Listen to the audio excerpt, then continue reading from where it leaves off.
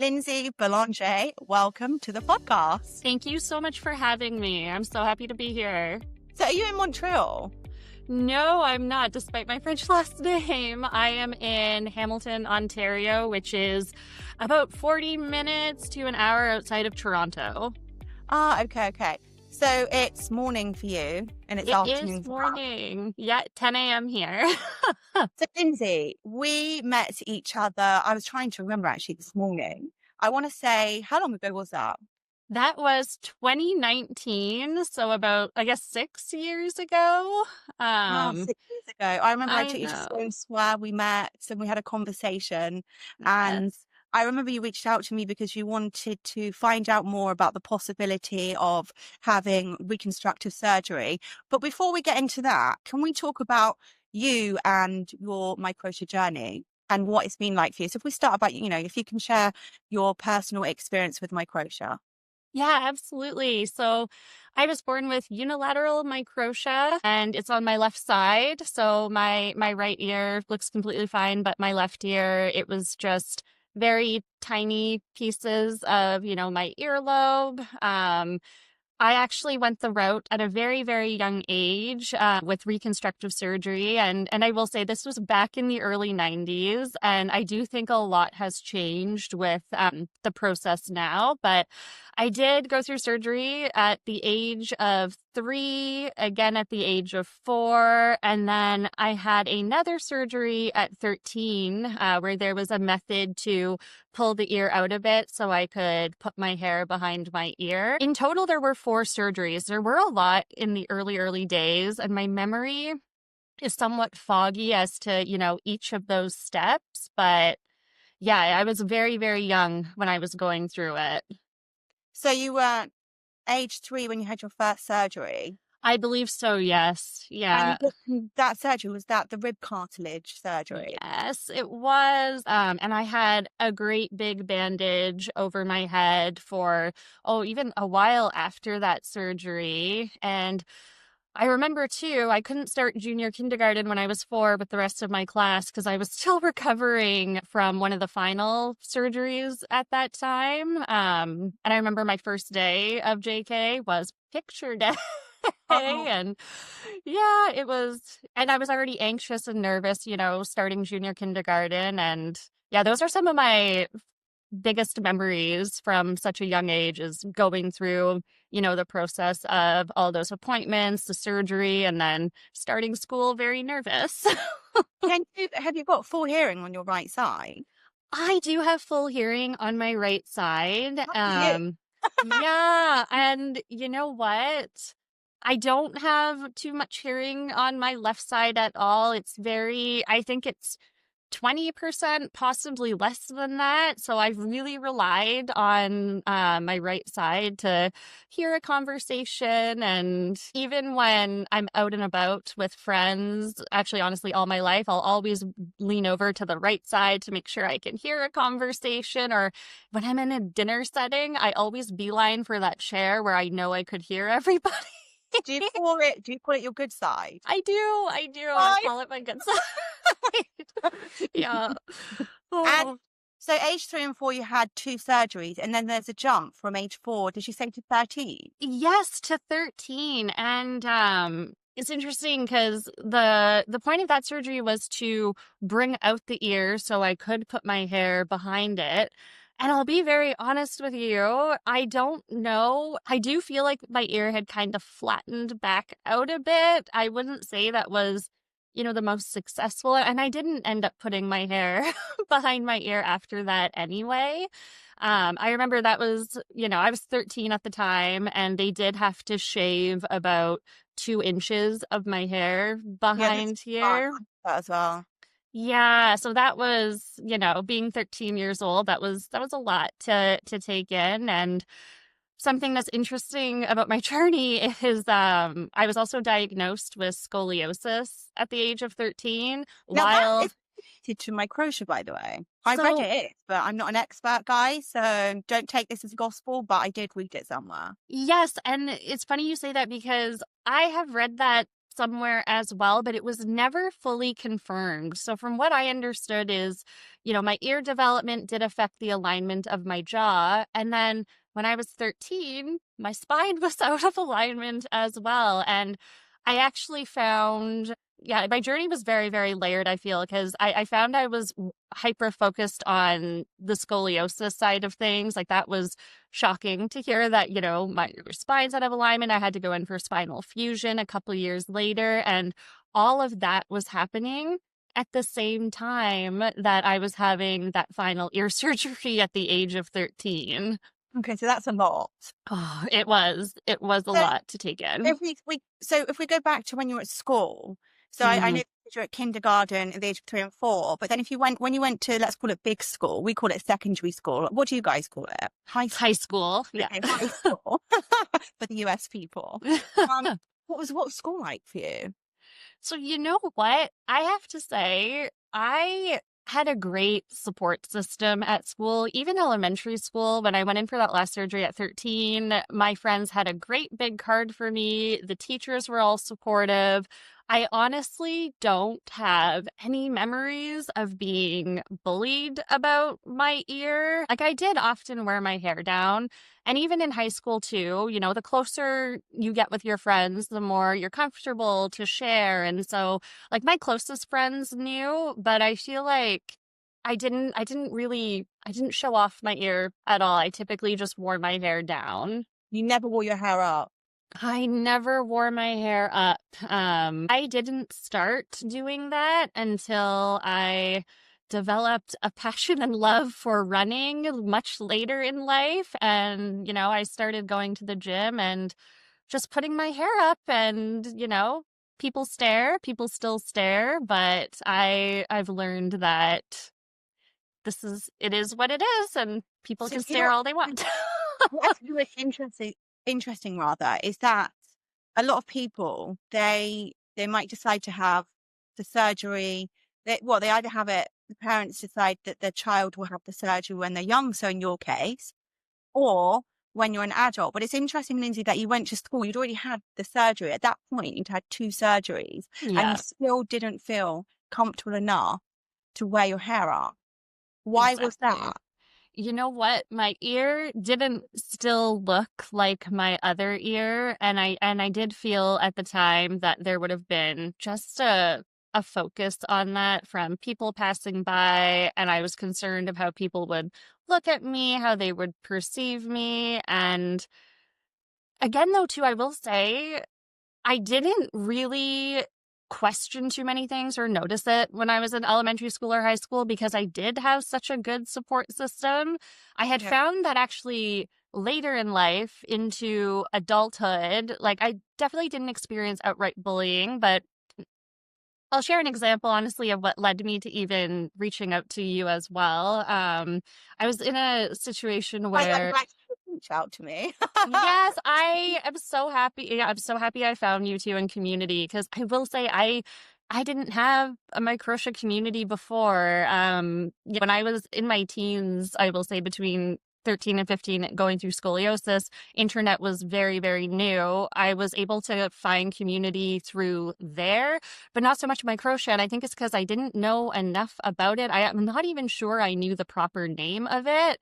And you are actually the first person that I have ever met who went through the same thing as me as well. And bless the internet too, because you can now look up that hashtag on Instagram, and that's how also I found Haley as well. And like she's so amazing, and then you too. And yeah, I'm so happy you answered me. Thank you. Oh, me too. I'm so happy too. So let's talk a bit about that. So what made you reach out to me in the first place? What was going on? And I can't remember how old you were, but you So obviously you were at school.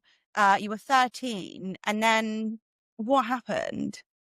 So I did go through high school mostly dealing with the back surgery I had, and then also I had massive jaw surgery, reconstructive surgery at the age of 17. And And that's I because the jaw surgery is also relating to the microtia. yeah, so my jawbone didn't develop properly on my left Yeah. side. I have the same. I didn't. Okay. surgery. Maybe I should.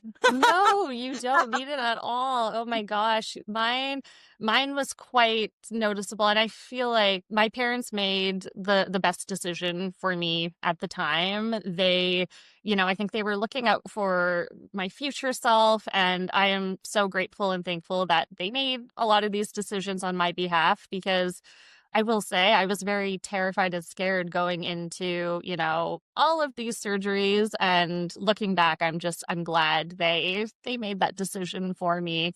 Yeah, I guess so. It's interesting. In adulthood, you're part of wedding parties and you're doing your hair, your ears exposed. And I was in a wedding party where there was a woman who just was not warm towards me. I didn't know her. I also didn't know anyone in this bridal party, really. And she had no idea about my ear or anything, but she would make constant digs about, well, how I would get my nails done back at that time, or like, I can't believe you're wearing those shoes. They look uncomfortable. She was just coming at me about just how I looked, how I put myself together. And one of the hardest moments was when my ear was exposed while doing hair and makeup the day of the wedding, and I caught her expression. And And what was the honestly, expression?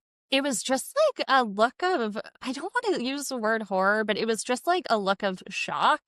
And it was really disappointing. So nasty.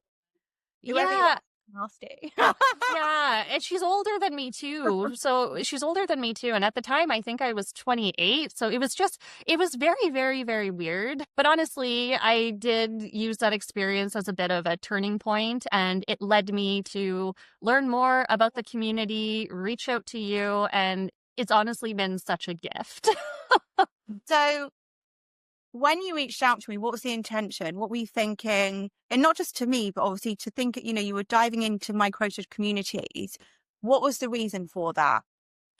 You know what? To not feel so lonely and isolated with this. I had lived with it for 30 some years at that point, and I had never come across anybody who looked like me, like with one ear, and who was hard of hearing and all of that. And I had mentioned too, the scoliosis community was quite big online at the time when I was going through that, but I had never met anyone who had microtia.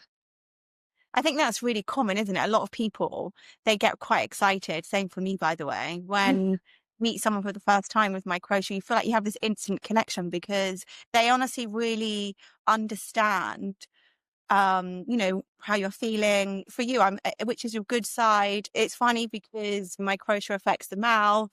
We both have our mouths. It is, I believe, Lindsay, that we're perfectly imperfect. And I said that to you before. And I don't think microtia or anything else for that matter should define us or make us feel a certain way. But Yeah. what is a shame is that sometimes people can make you feel a certain way. And that's when we have to really dig deep and really, we know ourselves, we love ourselves, we're beautiful as we are, and no one should have that power over us. But it's easier said than done. And we've all been there when we've had someone, staring at us or making us feel a certain way. But I think that's really important. I have a question for you, Lindsay. Yeah. Do you have a hearing aid? So I do not have a hearing aid, but it is something as I've aged that I am deeply interested in, because, Ta-da!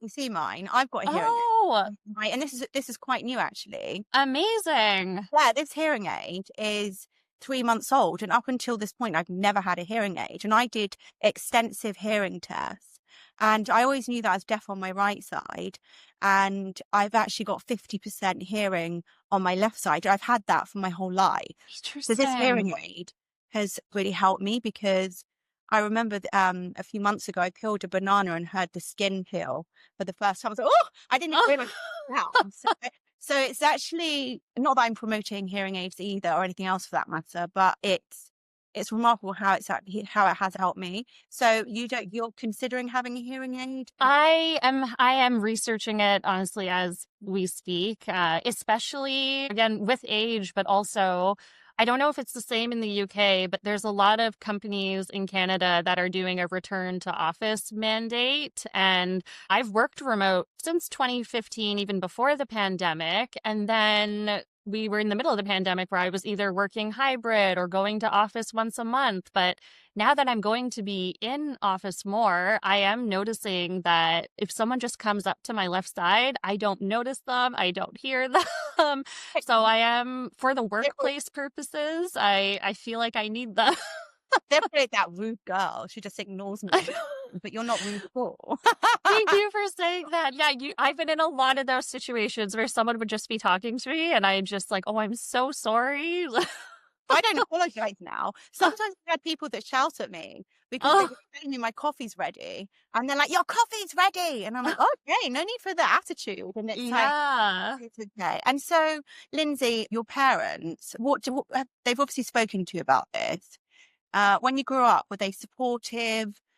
Talk to me a bit more about that. Yes. So they were so supportive and they were doing things in the lens of what will be best for me now and what will be best for me in the future. I'm from Sault Ste. Marie, which is up north in Ontario, which was an 8 hour drive away from the big children's hospital, which was Toronto Sick Kids. And they drove me in and out of Toronto countless times for all my appointments, for all my surgeries. They really trusted all the doctors at Sick Kids, and I think everything was for my future self. I know that you're speaking now and you don't seem nervous at all, but is this the first time you've actually opened up and shared your experience? Yes, it is. Yeah, and I'll admit I'm out of my comfort zone, but this feels really good and it is starting to feel But natural.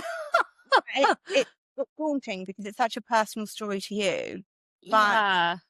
I think one of the things I will say, I don't know if your parents have said this to you as well, that I'm sure when they had you when you were a baby, that they probably didn't have many resources to go to and probably went into Google and fell down a rabbit hole. What was their experience like?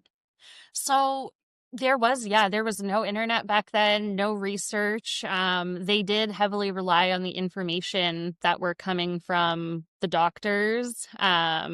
I think too, I was part of a study at Western University, to also kind of get to the bottom of what this is, what this means, what my Yeah. options are. Which I honestly think is why it took me so long to understand what microtia is, what exactly I have. And it's just simply because they didn't have the resources all back then. And I'm not really asking those medical questions either. And it wasn't until my adulthood where, after the scoliosis surgery, after the jaw surgery, that I was really processing that other part. With the whole reconstructive surgery, are you happy now or are you at peace now? Or do you wish your parents didn't do it or did do it? That's a tough question, and I have gone up and down with how I have felt about this. I am very, very much at peace now. It's been a long process. It's been, I go to therapy. I talk all this out. It's also really helped this community and the community you've built too. Listening to everybody's stories, there was something, even though all of our stories are unique, I was very much able to resonate with so many little, components and pieces to it. But yeah, I am at peace with my ear, and my parents really did make the best decision they could for me at such a young age. And I'm excited about all the advancements that have been made over the years as well. And definitely everything's in a better spot today than it was back then, for sure. And to get into that place of really feeling at peace with yourself, what do you think you did to really, to get to that state? Honestly, find community and just talk to other people with similar journeys, shared stories. I think that has really empowered me to make peace with everything. And do you think by sharing stories has also helped you just to feel and to be at peace? Yes, 100% yes, absolutely. I think there's such a power, isn't there, Lindsay, in storytelling and sharing stories. And, we can all relate to it somewhat. And for example, throughout doing this podcast, I always learn something. And I always, sometimes, we all have days where we can struggle with something. but then I might hear something that someone says and I think, oh, that's amazing. And it just makes me feel better. And I think, Yes. to get there and to be at peace with yourself does take time. We can't just get that overnight, and we can get that through multiple ways of doing different things. But it comes with as well, there's so much pressure on how we look, and people really forget that beauty comes from within. Yeah. We all want to look nice, and I obviously washed my hair before I came on the podcast, and I want to look nice, but equally my focus is how good am I as a person, and that I know I am. And I think it's I think, what's the priority here? Is it always about what we look like and external stuff, or is it actually, I'm just going to focus on being a good person? And Yes. I don't really care what that person thinks of me, because who are they? And I know I'm a good person, and it's not about what we look like. But sometimes it's easier said than done, isn't it? And there is that pressure. Yes, absolutely. It is very easier said than done. Like some days when I'm at the gym and I have my hair up and I get a stare, I'm just like, oh, it is what it Yeah. is. And I let it fly off of me. And then other days I'm just like, oh, like, that stunk. That look stunk. Like it's not, it's peaks and valleys with the whole journey for sure. But your story as well is really unique, because some of the comments that I've had from doing the podcast, especially from parents when they're in that predicament in terms of, do I allow my child to have reconstructive surgery or not?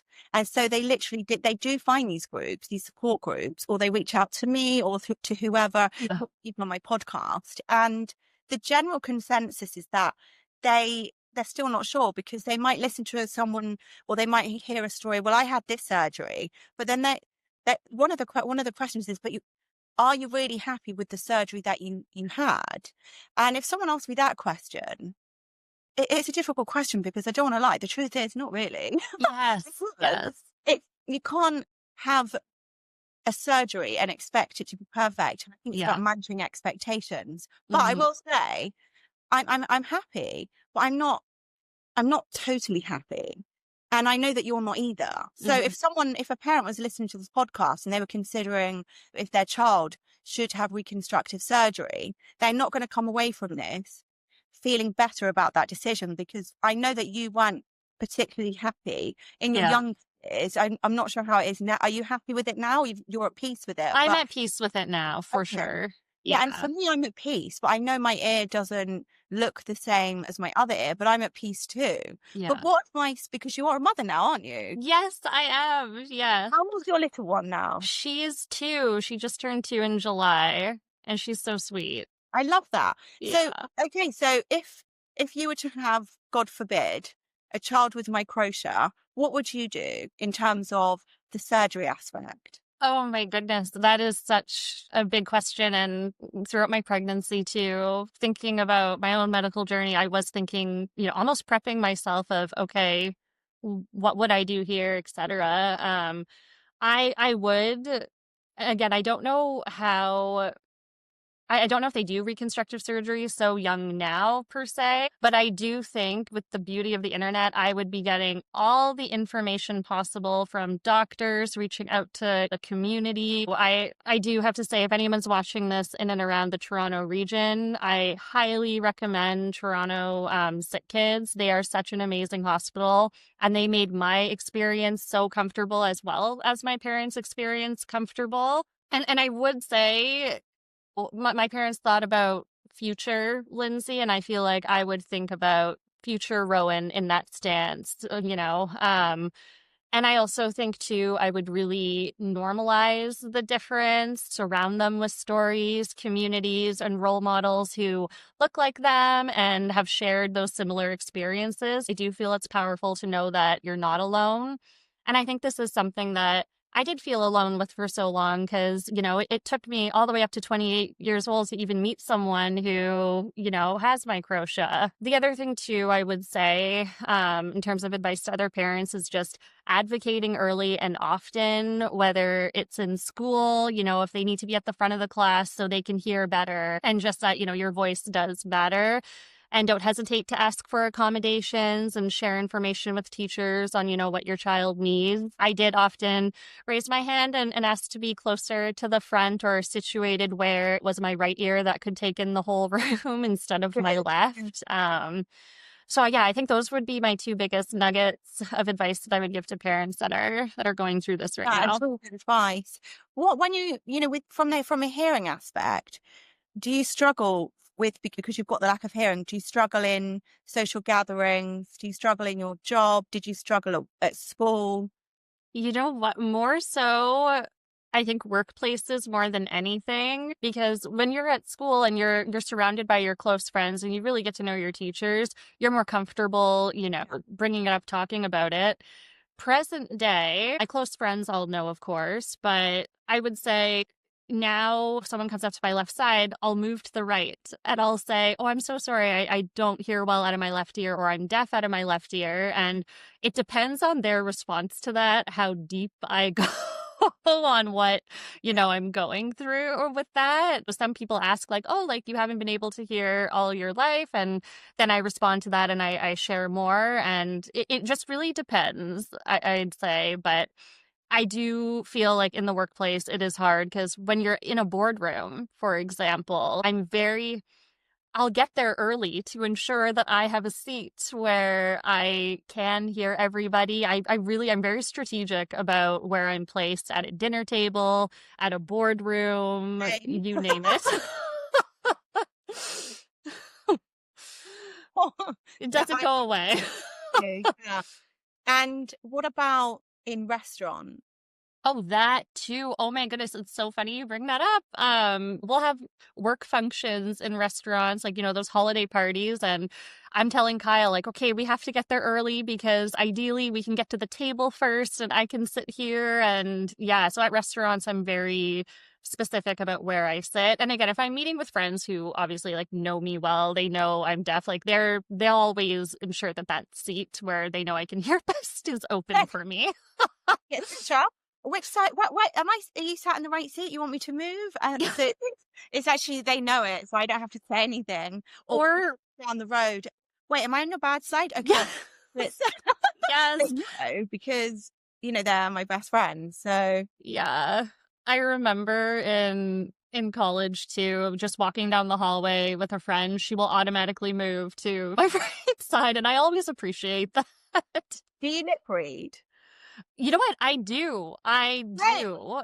And I don't think I realized it. I don't think I really realized it up until my adulthood that I do rely on lip reading. And it was challenging during the pandemic, I have to say, because, I couldn't read anyone's lips at that Yeah, point. I didn't know I could lip read until the pandemic because I went to get coffee. I had a mask on. They had a mask on, and I said, "Oh, I ordered my coffee." But then I would probably say like only 4 or 5 seconds, I felt like really discombobulated. Didn't really know what was going on, Yeah. and then I realized, wow, I actually lip read. I was like, this is really cool. Yeah. Yeah. I rely on that as well. So, what are you most proud of? Here you are today, Lindsay, gorgeous, lovely, big heart, mother, Thank you. successful woman. What would you say you're most proud of sitting here today? Oh, I'm proud that I get to model resilience and self-acceptance to my daughter. So, as she grows up, knowing that being different is not only okay, it can be a source of strength. So I'm definitely most proud of that. I'm also most proud that I never shied away from my medical challenges, whether, it was microtia, scoliosis, life's curveballs, all of that. I've really chosen to face things head on, and I try my best to continue doing that. I will say, every single person you've had on your podcast and you yourself have given me the courage to even sit here today and talk about this so openly. Because I've been tossing and turning about it, but, hearing everybody's stories, and there were so many unique things that I was relating to. And I know that a Lindsay who was 13 years old would have loved nothing more than to hear a podcast like this and hear stories from people who are going through the same thing. So it was very important that I do this. And it's so great that you're part of this, because it's not just the podcast. It's the podcast isn't about me. The podcast is about everyone as a collective and their unique and beautiful stories like yours.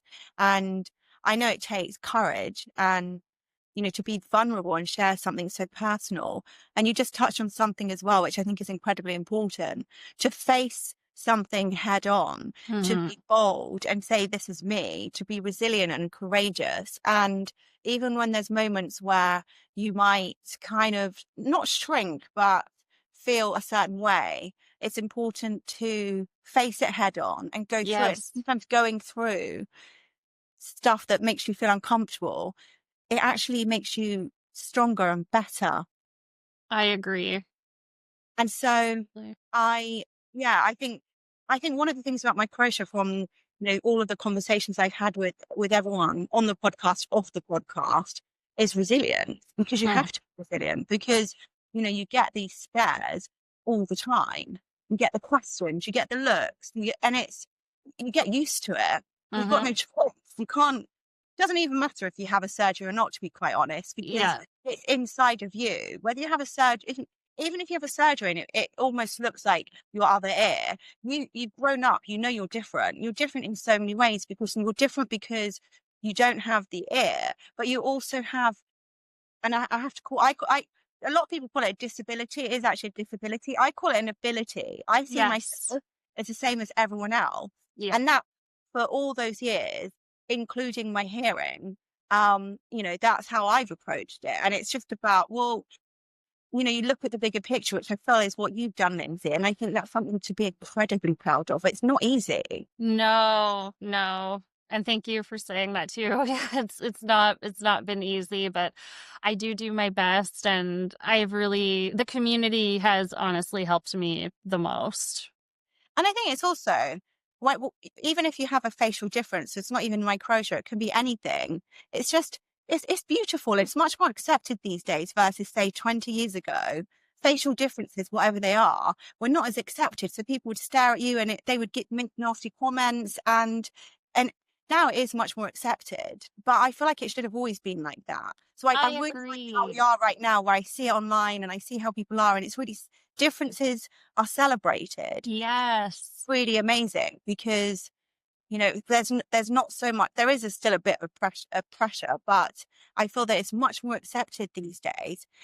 Lindsay, I wanted to ask you, for a parent who's just, they've just had a child and the child's been diagnosed with microtia, if you could offer them some words of encouragement, or say anything, and help them on their journey, what would that be?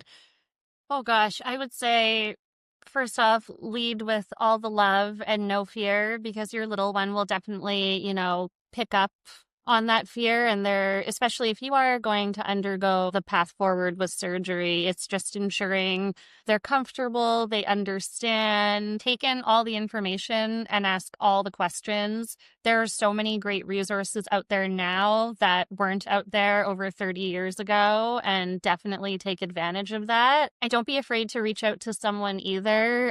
It is a wonderful community. Everyone is super nice, and yeah, It's all about community with this, because it is. the other key message is that you said that as well yourself, and I'm sure parents feel this as well, is that you don't need to be alone, because we're here and there's lots of communities that you can join. And so if you are feeling alone, or you are struggling, or you're not sure what to do, or you just want to talk to someone who within the community, that will ultimately always make you feel better. So there's no reason to feel alone anymore. If Lindsay, if anyone wants to reach out to you, what is the best way? Oh, for sure, Instagram is a great way to start, or I'm happy to give you my email as well, Sasha, What's that you your can pass email? along. So it's lindsay.belanger11@gmail.com. Love the set. Earlier I said to you, Lindsay, how do I pronounce your surname? And I thought I thought it's Bellinger, and you were like, no, it's Belanger. I was like, oh, it's so great. I love that. Yeah. Um, what's next for you? So what are you doing at the moment? Are you working? I am working. I returned to work after mat leave actually about a year ago, this past week. I do work in downtown Toronto, but like I said, our family is about 40 minutes outside of that. We moved to Hamilton, during the pandemic, and yeah, it's been super, super nice to leave the busy city and opt for a little quieter pace of life out here, but it's been great. And we talk a lot about coming back to London, and we'd Oh, love come to back bring anytime. Rowan. I'll take you back to Sloane Square. Please, I would love that. That was such a fun day. Photo, and in fact, if I can, I'm going to put it up on the pod so you guys can see it. That was Lindsay and I 6 years ago. And you like London. I And then, loved it.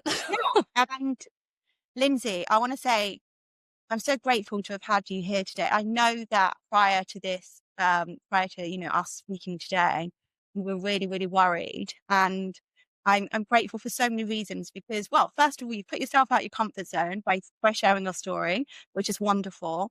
And not only that, you're just helping us to make it easier for people who are on their Microtia journey or whatever whatever that could be, to make that journey easier by sharing stories and like yours today. I hope that that in turn will really help the listeners and the viewers on their journey with Microtia or whatever the challenges that they're facing. And so, Lindsay, I just want to say a huge thank you for everything you've done on this episode and for everything that you continue to do. Oh, thank you so much. And thank you to you as well for having me and for opening up the space for me to talk about this. I love all the work you do, and I'm excited for what's next. Thank you, Lindsay.